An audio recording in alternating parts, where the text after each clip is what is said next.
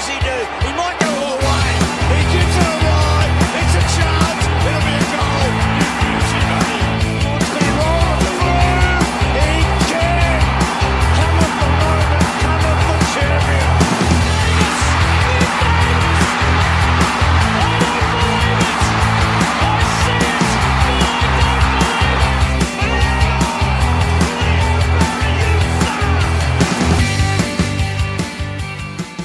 It's finals time, and for the 19th time in 22 seasons, the Swans are involved. While it's not the double chance we hope for, we can still achieve greatness this season. You are listening to the Swans Blog's SwansCast, the #1 Sydney Swans fans podcast. In this week's episode, we review the Swans' mixed bag second half of the season. We discuss the games, the players, we give our biggest improvers and sliders, and we also look ahead at the Bob Skilton medal and preview the finals. I'm Justin Mitchell, and with me is SwansCast regular Joshua Marr. So, Josh, not quite the end of the season we're hoping for, but in all things considered, not too bad. No, not too bad. I think the positives still far outweigh the bad stuff, and that Gold Coast game, it's come back to haunt us. It has, hasn't it? And after kicking, I think it was like 40 points in that first quarter, I think we kicked 4 for almost the next 2 quarters until we got a goal right at the end of the third quarter, rather. Yeah, it was suboptimal for sure. Suboptimal for our top 4 chances. There's a couple of other moments in the year that maybe if they went our way, like, I don't know, Jared's touched behind actually being called a touched behind. And then North Melbourne not winning that game. But North were clearly the better team, as the Suns were, but we still could have had a chance. But gee whiz, the game against the Suns just... Yeah. And I'm still not happy when I remember it. No. My confession is that I actually took 5 weeks off traveling through America during the season. So I was away for the bye week. I was away for Richmond. I was away for the Suns. I was away for the Cats and North Melbourne. And they came back for the week leading up to Essendon, and I was still pretty jet lagged for that match. So I didn't end up going to see the Essendon match, and in the end kind of thankfully didn't, because it would have been a really depressing night. Yep. There's a few depressing nights after the bye. Lots of good ones before it, though. Yeah, a lot of good ones. Well, we'll kick it off straight into the agenda for today's show. We got the Swans, they sign on. So Naismith, we were actually talking about him during the week and on the weekend about what kind of role he's going to play in the future of the club. He has signed on for 3 more years. Now, that basically makes him a single club player for the rest of his career. He's only played 27, 28 games, and he's in his mid-20s, so that's going to set him up right almost until he's about 30 years old. Then also Heath Grundy, he's signed on for 1 more year, so that basically runs him up until the end of his career, and McVeigh is also going to sign on for 1 more year. And you just never know. If he keeps going the way he's going, he might keep going 1 year at a time. Yep, yeah. Oh, well, if he was playing like he is now at the end of next year and he decided to stay on the paddock for another 12 months, well, you'd take it every day of the week, wouldn't you? Yep. The only thing that's really sort of holding him back, I guess, would be a serious injury, and that would be considered at that time possibly a career-ending injury. We're not talking like a serious injury, but we're talking with like... Macca's age? Yeah, with Macca's age. Old man injury. We keep joking about the old man calves and stuff like that, but if he were to suffer another calf injury, that would probably be it. It'd be like a Deledio situation, I think, where it's kind of like, okay, yeah, maybe he hasn't quite got that level of, I would say, natural fitness to keep him going anymore. No, that's true. A little bit. Oh, I got some reservations about Naismith. He hasn't exactly been one of our fittest players over the last couple of years, and he's going to be more injury prone in terms of ACLs. That's just a fact. If you do one, you're 3 to 7 times more likely to do the other one as well, as we just found out with AJ. But if he can stay fit and if he can free sinkers up to do some other stuff around the ground, that would be a huge win for us. But in the absence of any other sort of tall, rucky types getting around free agency at the moment, can't really afford to let him go either. So I think it's a good move to keep him on. No, and you're quite right. Like, we look back last year when Callum Sinclair had his best game against St Kilda, and he absolutely destroyed the St Kilda backline. And you can also look at the game against Essendon as well, where Sinclair was really good. Naismith, he played both those games. He was in the ruck for the Saints game, got 21 hitouts, and also in the ruck for the Bombers game, got 33 hitouts. So I think he does help with that ruck situation. But again, it's like, are we going to play him as our first ruck, or are we going to look at him more as a backup ruck, given the way that Sinclair has gone this season, which has been absolutely phenomenal? Yeah, that's true. I still think our team's better structured with a tall down forward though. So if his name's Sam Reid and he will get injured again. I'm positive there will be times in the next 3 years where Sinclair's will be our tall forward, pending the further development of the Tommy McCartans of the world. And we still have Nick Blakey as well, and he's regarded as a very good prospect, not only as a midfielder. He's Patrick Cripps size. Patrick Cripps is I think 192, 194, and Nick Blakey's about the same size, but he's also highly regarded as a forward as well. So we do have options. We're going to have several options next year, provided we don't get.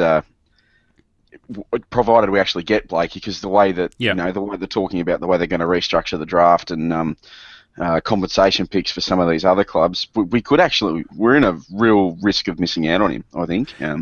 Yeah, we are, especially if Colton and the Gold Coast Suns, they get picks before us. If they get their compensation picks and their priority picks, and they get them right at the start of the draft, like has been sort of rumoured, they're going to have the first 5 picks. They can afford to just chuck a pick 2 or pick 3 at him, because the Swans have to match it, and the Swans are going to have to pretty much throw the farm at him at the draft just to pick it up. So they're going to have to trade away a lot to get Nick Blakey. If that happens. That's right. I think we're just going to have to expect that we're going to lose our first and our highest second round pick. Yeah. They're going to have to be prepared for Blakey to be taken at number 1. I think, and I don't know. I don't actually think he would be a number 1 draft pick, but I tell you what, there'd be a few list managers out there who might do the selection just to spite us as well. Yeah, look, it has, those sort of things have happened as well. I mean, Melbourne, they went hard on Isaac Heaney originally, despite the fact that he was never ever going to go anywhere else but Sydney. So, well, I actually understood that. I actually understood the Melbourne bid for Isaac Heaney though, because Paul Roos thought that Isaac Heaney was the best midfielder in that draft. So I actually get that. And there's that whole connection that Paul Roos is actually in charge of the academy, while Isaac Heaney was there. So I actually get that. I don't understand. I won't understand any other club going for Tom McCartan. And it would just be to try and buck the system, I think. Yeah, I think you mean Nick Blakey there, but yeah, you're completely right. I think it would be. You said Tom McCartan. No other club went for Tom McCartan. Night shift people. I apologise for the next hour. Yep. No, we did pick Tom McCartan up with our second round picks, and no one else picked him up. So you're quite right there. No one else went for him. But yeah, look, the situation with Nick Blakey is definitely going to be an interesting one, and something we'll cover when we get closer to the draft. In any case. Now, obviously, the All-Australian team was announced this week. We had the extended squad of 40, so Franklin and Jake Lloyd, they both made the extended squad. Unfortunately, Lloyd didn't make the 22, but Franklin not only made the 22 as centre-half forward, but he was named the captain. And this kind of drew some incredulity responses, a bit of, what the hell is going on there, much akin to last year when Alex Rance was named captain and everyone was scratching their head going, I don't understand. This guy is not a captain. He is as far from a captain as one can possibly be. He's a bit of a flog. So, yeah, and then Ben Ronk came out and said, I'd love to play on the captain buddy. I would play on the captain buddy. And all the other players, especially the young players who come through the system, they start their first and second year at the Swans. They go, this guy is amazing. He spends so much time with us. He's so patient. He helps us develop, and he wants us to get better. And he's so good out on the field. He tells us what to do. If we make a mistake, he doesn't yell at us. He just says, go again, go again. Don't worry about it, go again. So, yeah, what did you make of the outrage, Josh? Manufactured. I did wonder where it was when Alex Rance got it last year. Look, I kind of understand it. I had some real reservations about last year's All-Australian team, and it was, purely because I'm a Swannies fan, because I thought that Josh Kennedy should have been there. And over Joel Selwood. And Joel Joel Selwood Selwood shouldn't have had been there. no right to be in it. He was half fit for the whole season. I think he only played 14 or 15 games. No, it was garbage. It was a garbage selection. But I didn't like the Alex Rance pick because I would have thought it as well. You're gonna have to edit that bit out, mate. Let me just start again. Sure. I didn't like the Alex Rance pick because I just don't see any leadership qualities from Alex Rance though on the field. Like the Tigers guys might scream about how great he is, but when I compare how he leads on the field compared to how Franklin leads on the field, I would have thought that Franklin actually showed genuine leadership qualities. I'm not really sure about Rance unless it's on how to draw a free kick for contact, which isn't there. Yeah. But look, I was comfortable with the decision, and many other people won't be. Probably a telling thing is that there's a video getting around of I think it's some kind of a West Coast Eagles function, and they're talking about the people who are on the selection panel for All Australian and Coast Eagles legend, whose name escapes me at the moment, who has come out and said that he actually selected Buddy Franklin as the All-Australian captain over Shannon Hearn. So there's a little bit of internal stuff going on over there at the moment too, I reckon. So no, I like the decision. I thought it was pretty good. Yeah, look, there are some really good leaders in that team itself. Shannon Hearn, he is a good footballer and a good leader. The one thing, and I know this isn't Swans related, but this is definitely football related. A lot of people have always said Tex Walker is an amazing leader. He's one of the best captains in the league. And last year, I think for 2 years in a row, he's actually voted by his peers as the best captain in the league. Yep. I just couldn't understand it. I couldn't understand it last year. I could kind of understand it the previous year, obviously with what happened. But this year, I think his real colours have come out to show. He's been disciplined by the club for drinking too much. He's twice been suspended. His performances on the field have been abject and atrocious at times. And for all intents and purposes, his performances off the field have been just as poor as they have been on the field. He hasn't really been the supportive face or come out as a supportive face of the club for the players, especially for the players when they needed it most. You look at GWS, Phil Davis, he comes out, he's very much like players first, club first, players first, that sort of thing. Joel Selwood's very much like that. Luke Hodge used to be like that, very much players, club, worry about the rest, but get the players right, that sort of thing. Tex Walker's, he always has this, I don't know, this persona that is a very selfish footballer and a very selfish person. Yep. I don't know if that's just me or not, but that's what I always see when I see Tex Walker is chucking a strop. He used to be like the Jack Rewalt 4 years ago. He'd be throwing his toys out with the bathwater and all that sort of thing, chucking a strop on the field. He'd sit down and pout and all sorts of stuff. So, I just don't get it. No, neither do I. I'm like half the people who watch the AFL. Whenever I think of Tex Walker, I think of Mr. Potato Head out of Toy Story. Yes, very true. Yeah, look, I think the whole Phil Walsh thing got him a pity vote for the captain of the year. That was just the way I felt. Not denying the tragedy of that situation, but I thought there was a bit of a pity vote involved in that. And then he sort of, for me, showed his true colours as well. So there was all that absolute carry-on last year when, name escapes me, the one who requested a trade to out of the Crows and ended up at... Yeah, Jake Lever. Yeah, the way he sort of went about that. The carry-on about... Yeah, and more recently, this last couple of weeks, or last few days, the carry-on about McGovern as well, I don't think he's cracked all that he's been cracked up to be. Yeah, I'm really... To be honest, I'm not real surprised that the players are basically revolting in a way. The coaches, certainly what happened after last year's preseason, I'm not surprised whatsoever that the players and coaches actually want out of the club. Although I am very, very surprised that when players go, I actually want to go to another club, they actively attack them. In the public, Jake Lever was told, don't even come to the best and fairest because he only played like 35 games. So he's only like a second or third year player. You'd have to wonder what was going on there. So, with the Crows in general, the amount of junior coaching staff who are getting out of the Crows at the end of this year is quite a lot. So we know Ryan O'Keefe wants out. He wants to go to Victoria. Josh Franco's out, so imagine, I think you Didn't even last 12 months. Didn't even last 12 months, and he'll probably end up at Gold Coast with Jude. Yep. And there was someone else who wanted out as well. Just there's this massive dump of stuff happening over there. Yeah, and then there was that really bizarre press conference by Mind Collective, or whatever they're called, at the MCG. Collective Mind, which coincided with the Adelaide Crows players trying to get in touch with their own football club and having a meeting with them. And then, of course, there's all the weird stuff that's happening with AFL Players Association, the fact that the AFL won't come out and really do anything. It's just this really bizarre situation, really. Yep. Yeah, but they're the Crows. Stuff them. Yeah. Hey, I'm happy for them to wallow at the bottom. They're back where they deserve to be, just like the Dogs, out of the top 8. Yep.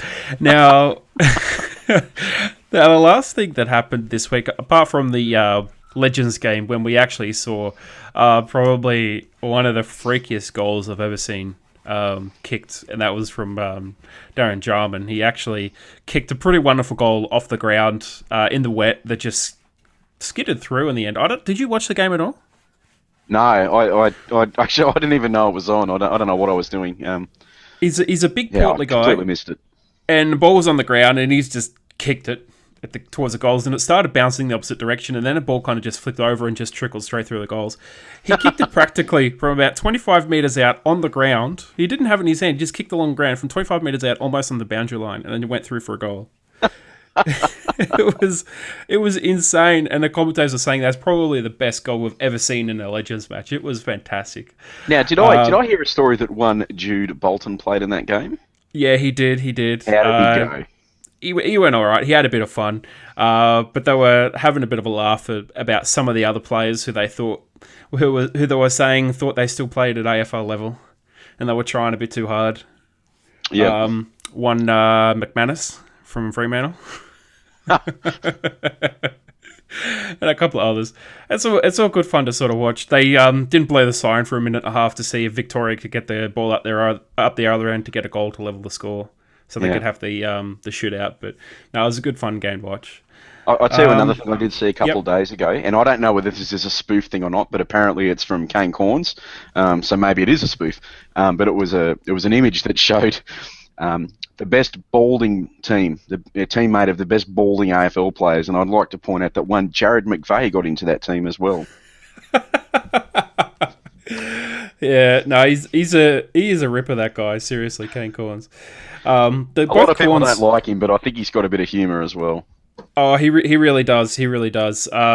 And not only that, like he doesn't mind getting himself poked back as well. So he can take it and he can deal it. He's a good character. Chad Corns is out there playing as well. He had a pretty mean rig, and then he said, "It doesn't even help me because I'm just stuffed after running around for about 30 seconds." So it was pretty funny watching that. But the other big news, obviously, is the Rising Star Award. So they had the Rising Star team. Very nice photos there. Obviously, Stevenson won it. The Swans, Florent and Ben Ronk, they did okay. So Florent, he did pretty well in the end. But obviously, no Swans won it this year, unfortunately. Yeah. But, pretty proud of how the guys went. Thought it was a boring, conventional choice, to be honest. Yeah. Kicked 30. I know, as first-year player and playing as like a semi-key position forward would be a hard gig, but I thought that if Alex Withenden played for a Victorian team from the Lions, I thought he would have been up there for sure. The boys played as a key backman in a developing team, who really for most he probably should have been getting slammed week in, week out. And he had some very Hodge-like moments, and he's under the tutelage of Hodge. I just thought he should have been a lot closer or won it. I thought that the media hype surrounding Stevenson was over the top, and I thought it showed in the voting. Yeah, but that's because he's a Collingwood player. You know, that as soon as if you got like a Hawthorn or a Collingwood player who's any kind of chance to be a rising star, they really do get the media behind them, and it can be a bit sickening at times, really. Yep. Absolutely. So obviously we talked about Adelaide, not Swans related, and we're not going to talk about any of the bottom 10 teams for the rest of today's show unless we lost to them. Unfortunately, we lost to quite a few of them. But we do have our biggest 3 improvers and our biggest 3 sliders, Josh. So I would like you to give me your first big 3 improver and why. Tommy McCartan. Love it. I'm just going to read out a couple of just his season average stats because they're actually not great. So he's got 9.4 disposals, 4.7 kicks, 4.6 handballs, 3.4 marks, 2 tackles, and 0.6 of a goal per game. And he's only played the 14 games for the year. But the reason I've put Tom McCartan in is because he is a school kid. We have asked, and I've got another kid in my list later on, but we have asked these kids, we have thrown them at the wolves because we had no other option, and they've performed admirably. And he's got a good work rate. He gets up and down the ground often. He provides aerial contests, even though he probably gets outmarked a lot. And part of that's just because his body's undersized. But the bloke who was 2 days short of playing TAC Cup again this year, this guy has been fantastic for us. And I just couldn't be happier for what we got out of essentially a high school kid. Yeah, and the other thing that's really impressive about him is he's averaging more than 1 contested mark a game. Yep. And he's a skinny boy. He's only 82 kilos. He's 192 and 82 kilos. He's literally the same weight as like Hayward. And he's Imagine what he's going to be like when he's 95 kilos. He's going to be. Oh yeah. He's going to be unstoppable. He's going to be unstoppable. He'll be. I'm just trying to think who he would most be like. He'd be probably better than players like Hogan and Jack Darling. I think he'd be better than them for sure. Ooh, I like it.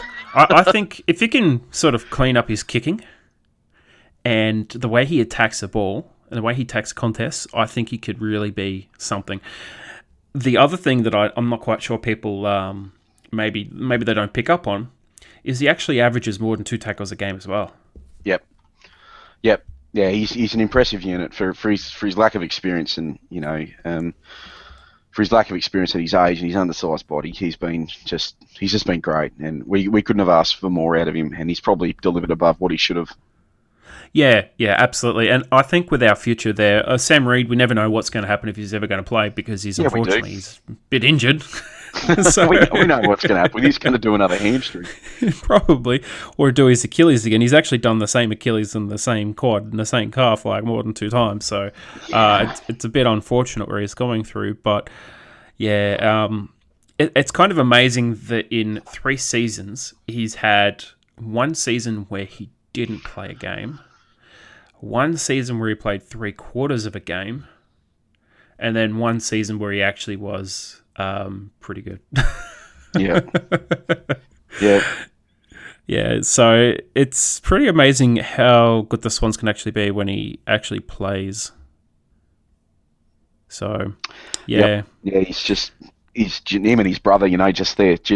Obviously, it's got to be genetics or something that makes them prone to soft tissue injuries, but they're what should have been 2 superstars of the game who've just been, left hovering around the average because their bodies just don't hold up to it. Well, Sam Reid's nearly 27 years old. Yeah. And he's only played 120 games. Yep. So it's pretty amazing when you think about it, just I guess just sort of how he's been. But look, if he can get him on the puck this final series, I think he's the right player that we need. He is the player that we need. I reckon we get 4 games out of him this year and pick up another flag.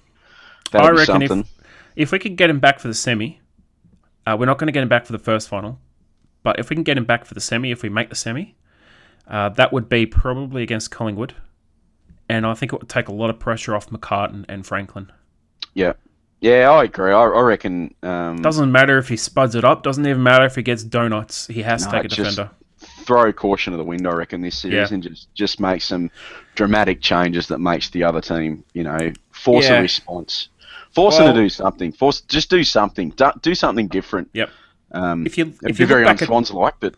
I know. But if you look back at 2016, I think one of the biggest regrets that the club had, and it was blatantly obvious that they regretted it because they came out and said afterwards, Sam Reid was fit and ready.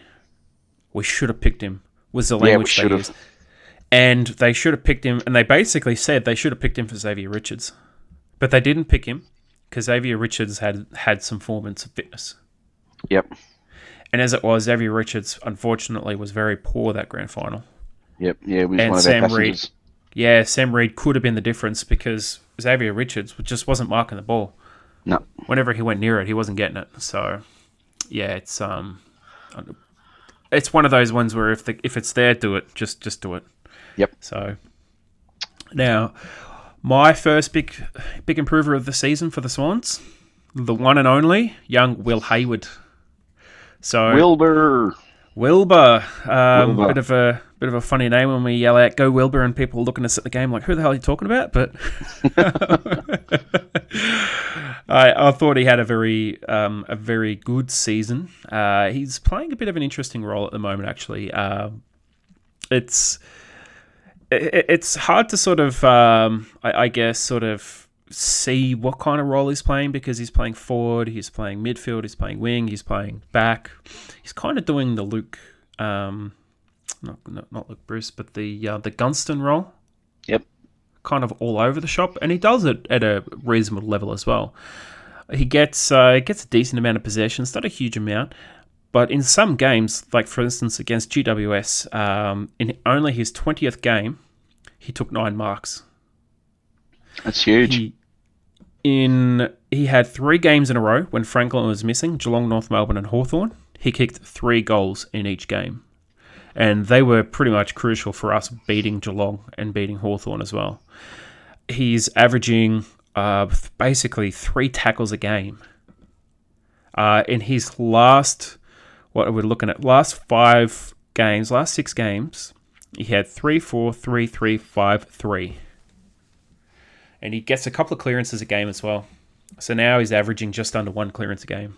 This is all from a kid who's basically a forward. Yep. Is he even 20? He's 19, isn't he? He's 19, and he averages more than 1 goal a game. And there was some stat out there that I think he's right up there with roughly the same age as what Franklin. He's like in a really small group of players, age-based, who kick their first 50 goals. Oh, no, I have seen that chart, yeah. Yep. Now, I think Franklin got it in like 32 or 33 games, but age-wise, he's right up there amongst this like super elite group. I think there's only about 5 or 6 players roughly the same age or younger that have actually kicked 50 goals before him. So it's quite amazing, actually. So that's my first big improver of the season. Josh, your second big improver? I don't know whether you'd call him a big improver or not, but he's certainly his value to the team has been much bigger this year than it was last year, despite his quiet start to, and that's Georgie Hewitt. Yes. Georgie Hewitt. So I'm not going to go through his numbers except for one, and that is that he gets an average of 4.8 clearances per game, which is ranked as elite.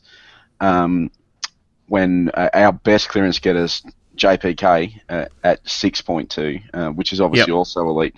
But the amount of times we've had several games this year where Hewitt was the leading clearance getter in our team with double figures. While he was doing a shutdown role at the same time. And the only shutdown role I'm going to talk about is his 2 jobs on Tom Mitchell. So I can't remember the numbers off my head, but his first game this year against Tom Mitchell down at the MCG, he effectively halved Mitchell's output, and I mean halved in pretty much every category. Yep. Meters gained, clearances, possessions. He absolutely took Tom Mitchell to town. I think they actually finished with the same number of disposals that game as well, about 22, 23 each. Yeah, they were pretty close. And then more recently back up at the SCG in that really, really disappointing loss, because every loss to Hawthorn was disappointing. He did a great job again on Mitchell for probably the first 2.5 quarters, and then Mitchell kind of got away, but that sort of coincided with the injury to Hanbury, and then they were able to put more work into Kennedy, which meant they were relying on Hewitt a little bit more. So that sort of tagging role broke down a little bit, but he still pulled at least 10 clearances. He definitely pulled double figures again. 12 clearances. Massive night. Just considering the form slump of some of our senior players, his role has been more important than it's ever been, and he's been massive for us, and I cannot rate George Hewitt enough. I agree 100%. He's actually pulled 10 or more clearances 4 times this season. Yeah, he's a gun. He's an absolute gun. He doesn't get a lot of disposals. Like, he's not a massive disposal winner. We don't really have any big disposal winners in our team. Mitchell, obviously, he's not playing for us anymore. Back 2015-16, he used to get 28 to 33. Hanbury, he used to average about 29, 30 disposals a game. Same with Kennedy as well. McVeigh, earlier in his career, used to average fairly big numbers. But at the moment, we don't really have any big disposal winners for the Swans at the moment. No. And it kind of coincides with the trend in the league at the moment where the disposals are actually, kicks are trending down while handballs are trending up. I think it's actually the other way around. But one or the other, there's a trend now where there's handballs and kicks and stuff like that. So the disposals are trending down along with scores and stuff like that.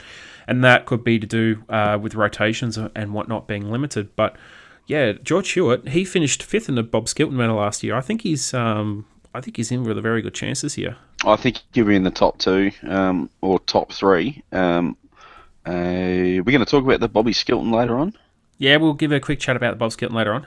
Yep, righto. I'll leave it till then. Yep. My second big improver of the year is the one and only Iron Mitts, Callum Sinclair. So we'll go back to last year. Last year, he was looking at being 4th choice. I thought he was fighting it out with Darcy Cameron, who was basically snatched out of the waffle as like a 22, 23-year-old. And I honestly thought he was battling with him to be, literally the 4th choice ruckman. And at one point, it honestly looked like it was going to be 4th choice. Starting this season, after a couple of really good games last year, we had Tippett, who was going to be full forward. Obviously, his ankle didn't recover from surgery. He retired. Unfortunately, he didn't do it early enough, so we couldn't actually draft anyone, and he screwed us on the list lodgement. Then we had Sam Naismith, who did his ACL about a month later, and it left us with just Callum Sinclair. Yep. Obviously, Darcy Cameron hadn't played yet, but his form this year, he has played 22 games, and he has been really, really good. Some of his stats, compared to the other ruck, are elite. Yep. Only consistently, I think it's only Gawn who consistently beats him in some of the key categories. And Grundy really beats him in some of the other ones. But as for the rest of the rucks in the league, he is as good, if not better. So he's basically, despite the fact he doesn't get the hit-outs, he's not a massive hit-out winner. He is pretty much like top 3, if not top 4, for almost every other measurable stat across the league. So I think he's done a really, really good job for us. He's been really critical for us to perform so well at some points during the season as well. And he did a really good number against Ben McAvoy when we beat them when we beat the Hawks at the MCG as well. So yeah, he did. Yeah, it's been a pretty good season for him. Unfortunately, he's kind of fallen away in the back half of the season, but his opening half was really, really good. Yeah, I agree with all that. He cops a bit of flack because he doesn't look as he's not as capable as Grundy and Gawn, but I think that's a little bit of an unfair comparison because Grundy and Gawn are in career best form. I mean, Gawn is a potential Brownlow, depending on who you talk to. They sort of say, well, Gawn could be the first ruckman since ye old Adam Goods to pull a Brownlow. I reckon Brodie Grundy should. I reckon Brodie Grundy and Max Gawn, they honestly should be polling close to 20 votes, if not more each. Yep. But I would, if I had a choice on Brownlow, I would be going Brodie Grundy. He has been unbelievable this year. Yeah. And I've had this discussion a few times with a couple of different people. And I say, look, if you want to look at the importance of a player to a team and how they would fare without them, you basically take them out of the team and you see how they go. Now, Sydney were without Franklin, and we won 2 of 3 games against top 8 opponents. We were without Parker and Kennedy, and we almost beat Hawthorn, who were top 4 at the time. We've been without Hanbury for pretty much the first half of the season. We won about 8 games without him. So I think the Swans have done really well in that regard to sort of deal with players being unfit or out of the team. You take Grundy out of Collingwood, I promise, I reckon it's like guaranteed they lose half the games they win. Yeah. He is essentially the only reason why they win half the games they've won. That's how good he's been. He's been like Dean Cox dominant. And Dean Cox probably should have been right up there in the equation. Gawn as well. Without Gawn, that Melbourne midfield doesn't get anywhere near as much ball as they do. No. and they are shocking on the defense as well. That midfield doesn't run anywhere near hard enough in defense as it does in attack, and they would just get carved up something fierce. Yep. Yeah, absolutely. Absolutely. For my mind, I like Grundy better than Gawn. I think Grundy gives you a little bit more around the ground than Gawn does. But certainly either especially one. in front of goals. Especially in front of goals. Especially in front of goals. And either one of those guys would be worthy of having a Chaz hanging around their neck, though. So, yeah. Yeah, it's, one or the other. But I honestly think that, you take Grundy out of Collingwood. Collingwood don't really win much. So, it's, I think, also a measure of how Callum Sinclair's done against those players. So I would say the key reason we beat Collingwood was because Sinclair did really well in that third quarter to nullify Grundy. Because Grundy was really on top in the first half, and he got back on top in the last quarter. And it was basically him and Adams as why they got back in the game. But with Sinclair doing a good job on Grundy, they struggled to even win the ball, let alone get it forward in that third quarter when we killed them. So, Yep. Yeah, it was that his third quarter was impressive, and it was enough to get us over the line. Yeah, and I think that's been the most impressive thing about him is he's not a ruck. I think people kind of look at him and go, he's a shit ruck. But the thing is, he's not really a ruck. That's the thing that people forget. I mean, yeah, he's tall. He plays as a ruck. But he actually played all his league football as a forward who pinch hit in a ruck. So it's a big change. I think it's a big change for him. Now, Josh, I would like you to give me your next big improver. Benny Ronk. Yeah, Benny Ronk, again, another kid. He's 19-year-old. He was thrown to the Wolves again in a really important game. His game against Geelong was his debut. Is that correct? Yes. Down at the Cattery. Pretty sure that was his debut game. Gave us 2 goals in that game. One in the last quarter in our come-from-behind win. He's a hard worker. He doesn't have a big tank. He gasses himself all the time when he's working hard up and down the field.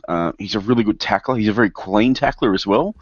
And he's got fantastic goal sense, which is why I really don't understand why we've been playing him as more of a midfielder in the back end of the year. But for the amount of games he's got under his belt, which is 17, for the amount of games he's got under his belt and his experience base, I just think he's just been a really, really good addition to the team. And he's another one of these young kids who was thrown in the deep end, and he gave back more than you would have expected out of him. And he held his spot in the team as well over other guys who are more experienced. So in my view is that he gives us more of what Gary Rowan should be giving us.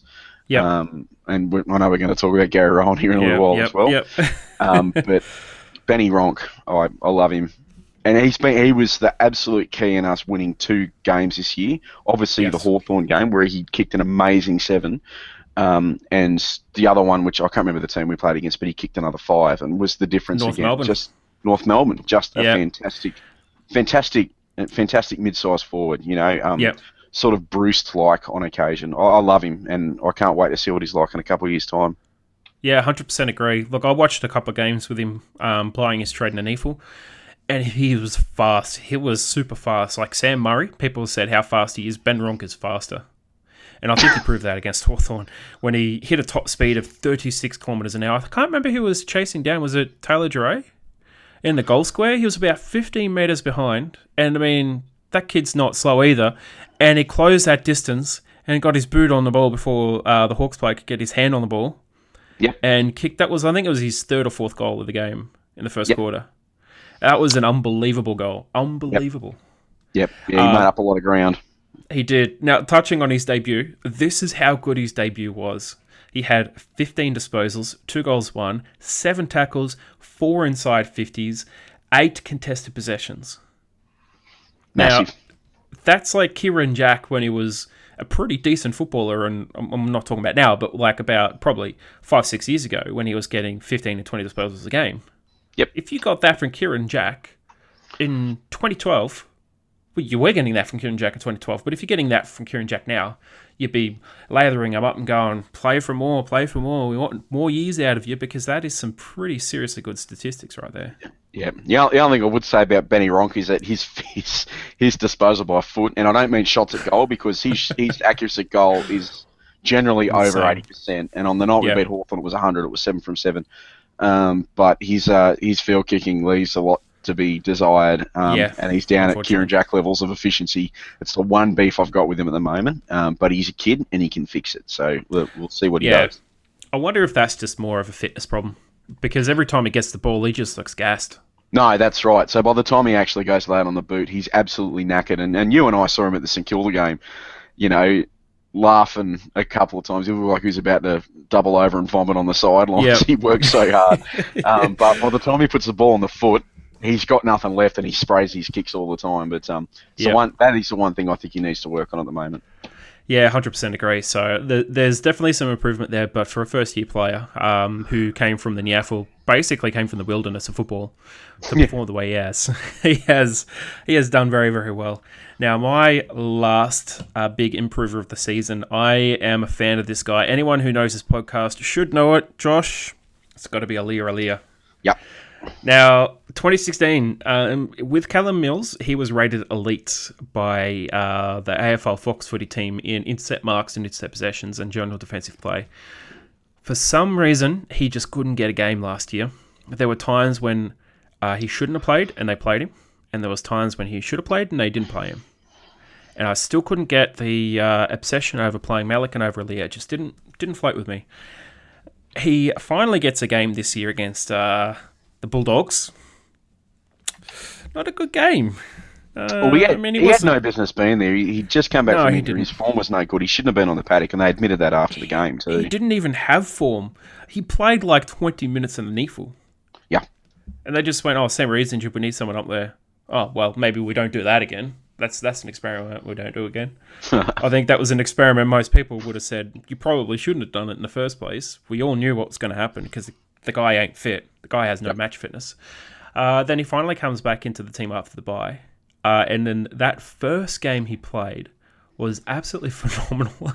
He was amazing in that first game. I'm just looking it up now.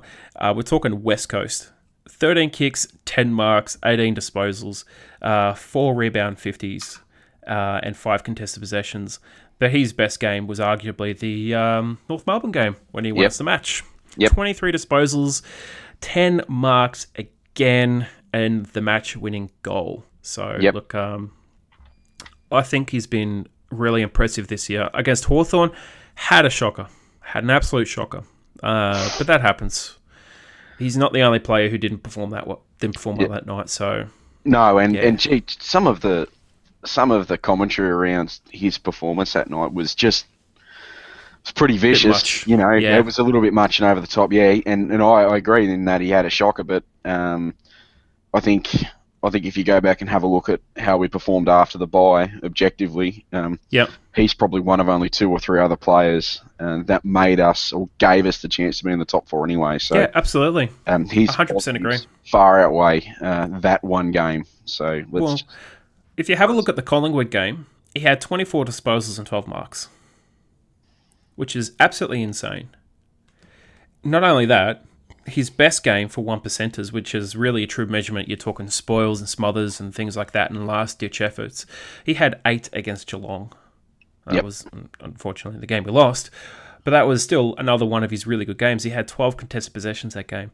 And against Gold Coast, when we lost again, which is actually probably the game when he may well end up with some Brownlow votes, he got 14 contested disposals. He was our best player that game. And he had 24 disposals again. Yep. So he was his the last best player that day. Yeah, he was. His last month hasn't been that great, but I think that's coincided with the fact that we've been a bit short in defence. Heath Grundy finally came back for Hawthorn, but unfortunately we had AJ out, and then Aaliyah was playing a key defensive role against the Giants, which he did pretty well again anyway. So, yeah, look, he's my big improver. He's probably going to pick up, I would say, 5 or 6 Brownlow votes. And he should honestly finish top 10, top 8 in the Bob Skilton. Yep, yeah, I agree. Special mentions for our improvers this year, Dane Rampy. Yep. I thought he's taken that role at fullback and he's done an amazing job at it. Yep. Yeah, and improved in the back end of the season too after he wasn't poor, but he sort of wasn't quite rampy either at the start of the year. No. And I think that was just a case of his role changing and growing into that changed role. Yep. Harry Cunningham. I thought his second half of the season has been terrific. Yeah, he's a good clubman, isn't he? I can't understand the Harry Cunningham hate that floats around out there. That he's a clubman, like he's one of those. He's a depth player, you know. He's one of those guys who's in your best 22. He's not a rock star, but he's not a spud either. You actually need those guys in your team, and I just think Harry. I think Harry's just generally reliable these days, and he's good. I like him. I think he's good for us. I think the hate kind of stems from his couple of years ago, 2015, 2016, when he was new, but he was kind of spudding it up at the same time, and he was just making blunders and mistakes. But now he's very solid. He's a very solid, reliable player. He's not that fast, flashy forward anymore. I don't think he ever really was that fast, flashy forward. There was moments early in his career when he kind of ducked out of it or backed out of the hard stuff, but now these days he's in there. Right up into his knees in it. So I think he's just a really reliable player for us. Yeah, next one, another 19-year-old. Oflo. He's another one who's done really well this year. Yep. He has, I guess, at the start of the year, there was some questions about whether or not he, I guess last year he was physically ready or not. And I remember this year earlier when we were talking to Heather Quinlan on the podcast, the question was, is it more of a mental thing? Because physically he looks okay. And then there was that game that he just went, exploded in. I think it was the North Melbourne game earlier this year. And after that, he was just absolutely superb. I thought his coming of age moment was when he kicked that last goal against the Bulldogs. Yes, definitely. He's been quite reliable since, and he probably wasn't physically ready last year. But look, he's certainly showing us why we drafted him. Yeah. And like all those kids, I can't wait to see what they can look like with 75 games under their belt. Yeah, 100% agree. And if you look at his numbers, right, he's played just over double the amount of games he played last year. He's actually played 22 this year. He has had a more than 100% increase in kicks, tackles, marks, handballs, disposals, roughly double the amount of goals. Everything across the board he has more than doubled in. Unfortunately, he's also more than doubled in clangers. He's also getting a lot more of the ball now too, so... Yeah, he is. He's playing more of a midfield role, which is a bit surprising. But his defensive efforts are really good as well, so I think he's been really good for us. And obviously the last one, Isaac Heaney. The next captain, as far as I'm concerned. I would have said Callum Mills at the start of the year, but I've just the way he's come along, the way he leads by example on the ground, not just in the way he plays his footy, but if you watch him now, he's directing players around and he's positioning some of the younger kids up as well. I think he's almost a shoo-in for the next captain. Or I don't know whether the next captain, maybe if JPK goes, say, at the end of next year, we might have a Luke Parker captain for a period of time. Yeah. But certainly I reckon Haynes is gonna have the captaincy at some stage. Yeah, he's been really, really good for us, and especially the last sort of month or so, he's been terrific for us. Probably one of the main reasons why we've actually been able to do so well. His stats this year, career best pretty much across the board. Most disposals, second most goals from 2016, most tackles, getting close to most rebound 50s, second most inside forward 50s, most clearances, most free for and against, unfortunately. Most contested disposals and second most uncontested disposals. So it has been a really good season for him. And he still averages a goal a game. Excellent. Now it's time to discuss the top 10 moments of the season. My favourite bit. I like this list. It's a good one. Buddy Franklin, he's 8 against the Eagles at Perth Stadium. It was the first ever AFL match there, and he managed to christen it with 8 spectacular goals. Yep, absolutely schooled them. Yeah, and Shannon Hearn had no chance of stopping him, and neither did any of the other Eagles defenders who looked absolutely hapless against him. Yeah, they were completely out of their depth against him on that day, and joke's on us, though, because that's where he picked up his heel injury. Yeah, and he's trained about 20 minutes ever since then. Yep. Second moment of the season was Isaac Heaney's screamer against Melbourne. Over the top of the hapless forward, what's his name? Jesse Hogan. Yeah, took the screamer for Mark of the Year, the double bounce. I loved it. It was a pretty good leap. Oh, yeah. We've seen it from a mile away, and he's just hanging there, and he's just taking a mark. It was spectacular. And he actually took a really good mark on the goal line anyway. So he was amazing in that last quarter. He was absolutely massive in that last quarter. He had 4 disposals, and he still managed to pick up the 10 coaches' votes. That's how good he was in that last quarter. Yep, huge. Luke Parker's freak goal for goal of the year in round 1 against the Eagles as well. Yep, I don't think he's going to get goal of the year. I think he should, and the reason why I think he should is because he never actually had control of that ball when he kicked it. But I think Jack Higgins is going to get goal of the year for his effort. But still, Jack Higgins was ridiculous. Still a ripping goal though. It was, and that was when the Eagles were pushing back as well. I think the margin only then was about 10 points or something like that. So they were coming back hard in that last quarter, and we managed to hold them off. Mm-hmm. And the next one is your one as well. It is Franklin's 60-metre bomb against the Giants to win the game. Yep. Yeah, we felt anyone should go back and look at the highlights for that game, because the commentary when he kicked that ball was fantastic. About how Swans fans were sensing the danger, because let's face it, we're all sitting there going, "Oh my God, we're about to sort of snatch defeat from the jaws of victory here," and then Franklin bobbed up and kicked that, and that was just a great bit of footy, and the commentary that went with it was just spot on as well. It was a good moment for me. Yeah, it was. I just love the Greatest Showman call. I thought that was superb. Yes. No, he's. I think it was Nick Haynes. He just flattened. I think it was Haynes or someone else. Have you got that in the intro to the podcast? That piece of commentary? Yeah. No, not that one. I've got a different one. Get it in there. I should get it in there. I should. This is Buddy Franklin. After he actually got that goal, I was trying to modify it, but I couldn't find the original file, so I'd actually have to recreate the whole intro. The next one, we both agreed on this one. It was an amazing game. Oh, it was Ben a terrific game. Third game. He's 7 goals, 10 tackles. Yep, absolutely amazing, and you know, for a number of reasons, and I reckon at the end of the first quarter, pretty much everyone had their phone out googling who the hell is Ben Ronk. Who the hell is? I gotta say, I was up in the Ponsford stand for the first 3 quarters, and I'd forgotten to take my glasses, and half the time I actually thought it was George Hewitt having a blinder because I couldn't tell who it was. But it was an amazing game, absolutely amazing game. And just shout out to the cheer squad that night too, because the way they were screaming out Ronky, was chanting Ronky was pretty special. That was my favourite game of the year. That. Oh, it was, and that was an amazing shootout as well, because Gunston finished with 6 goals as well. Yeah. And it was an entertaining game to be at. It was a really good win, really good game.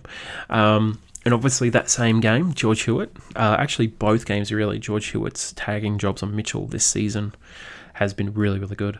Yep, he's been amazing. We've already don't need to say too much because you spoke about him a lot earlier, but my boy George, he's been, by George, he's been amazing. By George, Yep, now Lee's match-winning goal against North Melbourne was probably one of the moments of the season, definitely one of the moments.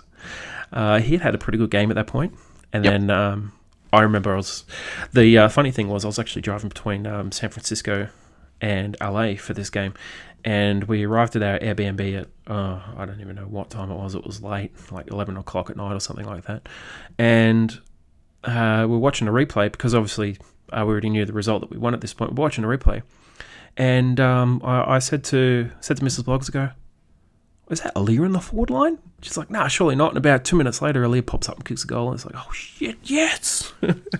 I was at work, and I was watching that at work, and I was up and about, and I was screaming my head off in the lounge room in our little crew room, and my boss came out and was basically, what the are you carrying on about?